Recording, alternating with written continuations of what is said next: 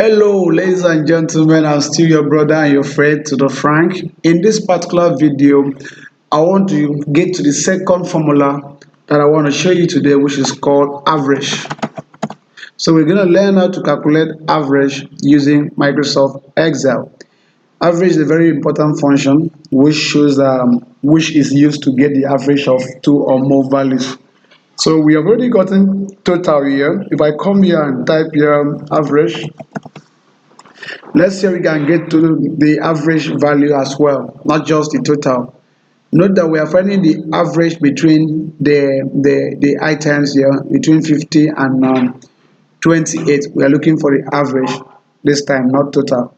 So how can we get this done? It's quite simple.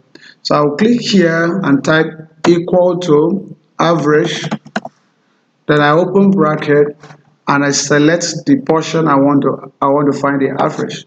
So select these four cells and I close the bracket and press enter. That gave me the average value of these four numbers I have here.